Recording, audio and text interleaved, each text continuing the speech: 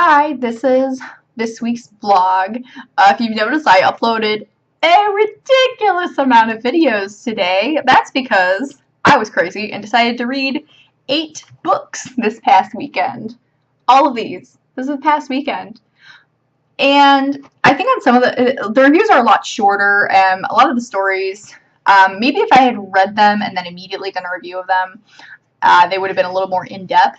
But I think it shows that if you can't remember the storyline of a romance novel, it's not really that, like, compelling. But even that, because I read these only, like, 5 or 6 days ago. But I read a lot. Mostly Tessa Dare, and then I read a Celeste Bradley book.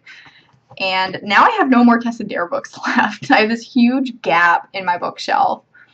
And because I hadn't expected that I'd be getting rid of these books, but yeah, I don't think I'm going to keep them. For reasons I have said in my reviews. You can go read those if you would like. Yay! So now I have to find more books to fill up my bookcase. I now probably have over 20 books I need to take back to my used bookstore and buy more books. But I'm trying to be frugal and not go out. I don't want to have to... Eventually I need to get gas for my car. I have enough gas right now, you know, to get to go maybe 1 or 2 places. But I'm trying not to have my husband pay for my gas. I mean, he knows he will.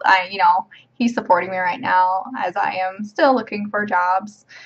But I'm trying to be frugal, and I'm just gonna have like probably 50 books when I go in there next time. Just have a whole ton of trade-in credit, and it's not really gonna matter too much because the trade-in credit basically will cut the cost of the book by 75%. It takes at the store they take the value, whatever value it is, and they will take 50% off of it if you have no trade credit. If you have trade credit, they'll take 75% off of it, up to the amount of trade credit you have. If you don't have enough trade credit, they'll do for some of them, and then others you won't have credit for. A lot of people, though, apparently they have so much trade credit they don't know what to do with it. They have thousands of dollars of trade credit, and they're never going to go through it. What's nice though is they actually will transfer you trade credit. They can do that if they want to. From one account to the other. I don't know if I talked about this way back in July when I did the used bookstore haul, and I talked about volunteering over there. But I was buying a bunch of books, which I still haven't, most of those I still haven't gotten to, and I didn't bring any books into trade because they had requested their customers not to bring any books in for trade. And I had been there for several months, so I had several books to bring in, but I didn't bring them in because they asked us not to. And she was like, and she's like, oh, you don't have a lot of trade credit. And I told her, yeah, I have books at home, but I didn't want to bring them in. And she's like, yeah, no, we appreciate you didn't do that. And she's like, you know what, I'm just gonna flip you some trade credit, from her own account. She's one of the workers there, and she has like a ton of money. But that was really nice. So that way I got my books for cheaper. And yeah, so I don't think I'm gonna go on a big reading binge this next weekend. For one thing, the book I'm currently reading now is Christina Dodd, Treasure of the Sun. I kind of wish I had read the inside of it before I picked it up. At the time, I was just thinking, I want to buy all Christina Dodd's books and read them and go through them and whatnot. But it's not even a West. It's like it takes place in California in the late 1700s, like mid to late 1700s, and it's weird. I'm only a chapter into it. It's not bad. It's certainly not bad, but it's strange. I've tried westerns before, and I'm still trying to find westerns. But going into this thinking it was a Regency, because of the description, I actually thought that it might have been an Indian one. I thought that maybe she had, because she traveled like thousands of miles into like this place. I thought maybe she went to India or something, or she had come from India. But no, she's in California, and it's so strange. And this isn't she's American, and so it was very odd. I'm not in the mindset for it, and I'm gonna read it. I'm gonna try to get. It's big. It's over 400 pages long, she can write. Oh my goodness. She's very, very, very wordy. So I'm gonna try my damnedest to get through this. But, I mean, I will do a review of this regardless, but if I cannot get through this, I will make a review and be like, I just couldn't do it because I didn't expect it to be what it is. You know, I will read books, you know, different genres, but only if I know what I'm getting into. The descriptions and everything on the back did not indicate that, you know, and it says historical romance, so that could be a bajillion different things. I didn't think that it was not a Regency, or at least medieval, so it confused the crap out of me. So I don't know what I'm going to do with it, but I'll do something, I guess. Because most of her books are Regencies, that's what I thought, but this book she wrote in 91. This was, I mean, probably written right after her first book, which is a medieval one. So I was very confused, but that's okay. Let's see. Otherwise, still applying for jobs, still working on editing my novel, which is going really slowly because I've discovered so many things with it that I don't like, and I'm slowly going through it. I'm trying not to do improper editing. I'm trying to actually edit content and not just do grammatical things. And I'm doing some grammatical things as I edit content and whatnot, so it's very slow going. In the meantime, I'm trying my own hand at Regency. I've only done, I mean, I'm not sure how much research people do into these books, because some things I just don't know.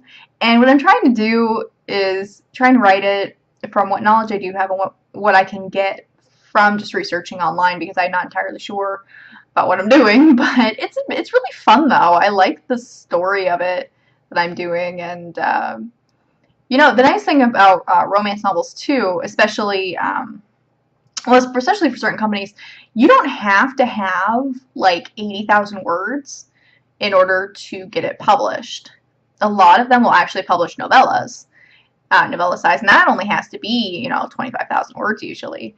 So I expect it'll be longer than that, but the nice thing is I don't have to worry about trying to pad it so much. You know, with my novel, and it actually, my novel actually needs extra stuff in it, but I don't have to worry about trying to get up to a word count with romance, so I can let the story flow like it's supposed to and not have to worry about padding it out.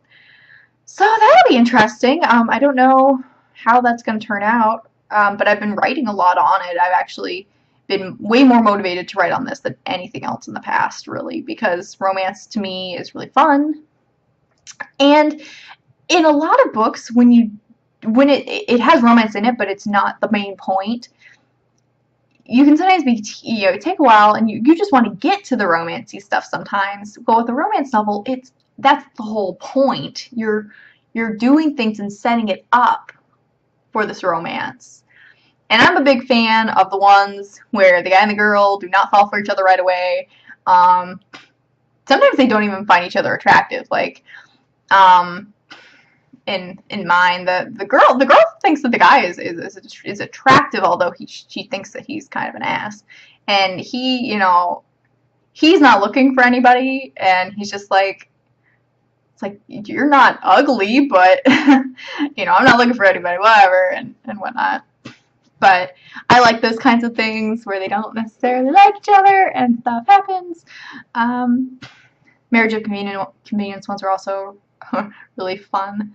But yeah, I haven't really been up to too much other than that. Pretty much all I did this past weekend was read. Oh yeah, my birthday isn't for another month, but my husband decided to surprise me, basically by getting me my present early. He surprised the crap out of me. We went out to dinner, and it wasn't anything. It didn't seem very odd to me at the time, because sometimes we go out during the week just because, you know, it's like, oh, I don't eat what's at home, I don't want to make anything. And he left his lunch bag in the car. He forgot to bring it in when he first came in, and then he brought it in when we were done eating our dinner.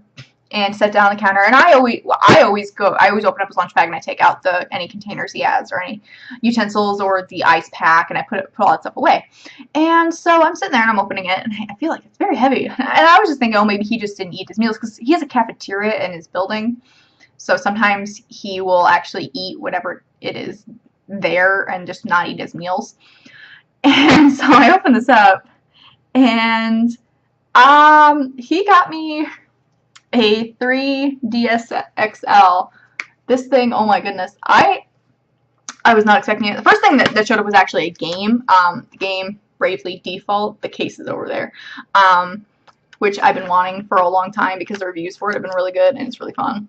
And I, in order to play that, I needed a 3DS or a 2DS, and I was perfectly fine getting the 2DS, which is much cheaper. It's only like $100 now on sale. And I was fine with the big giant thing and playing it. I just wanted to play the games because I have a DS that is really old. It's a DS Lite, and the screen is very tiny, and you can't play the new games on it. And that's why I needed a new system. And I feel like it's not bad. It's been 7 years since I got the other one, so come on, it's not too bad. But I fully expected for my birthday to get maybe like a DVD or something, because usually birthdays are smaller. Usually it's like a DVD or something, like movies.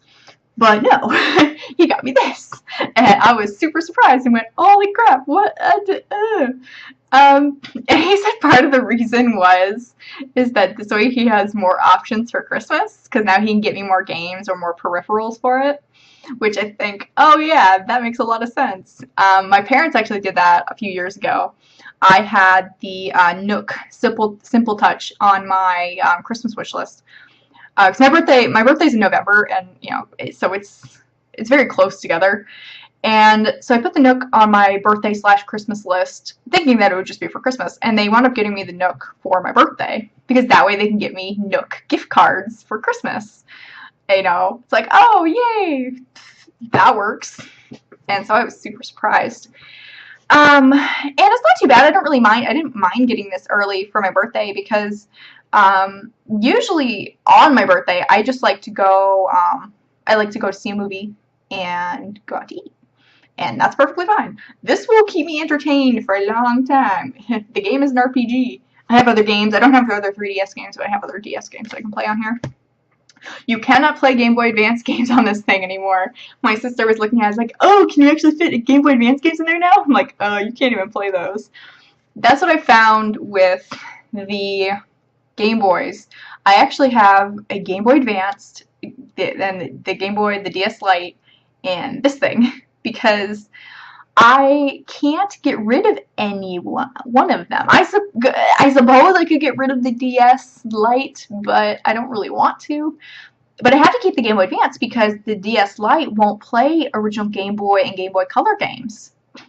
It will only play Game Boy Advance games and up. So you can't play, like, I have some of the old Zelda games, like Oracle of Ages, and I've got a couple of older, big cartridge games, and so I need my Game Boy Advance for that, and it works fine. I've had that for over a decade now. Whatever year it came out is when I bought it. I actually saved up all of the money I got for my birthday and for Christmas, and I spent it all in one go. I spent it on my Game Boy Advance, and I bought that myself. And so I've had it since then, and I've treated it really nicely. I still have it. It works great. And my DS works great. My DS actually used to be my husband's. When we were first dating in college, freshman year of college, I really wanted a DS because I wanted to play the new Pokemon games. That's what I wanted to do. And he needed money for alcohol. So I decided, he sold it to me.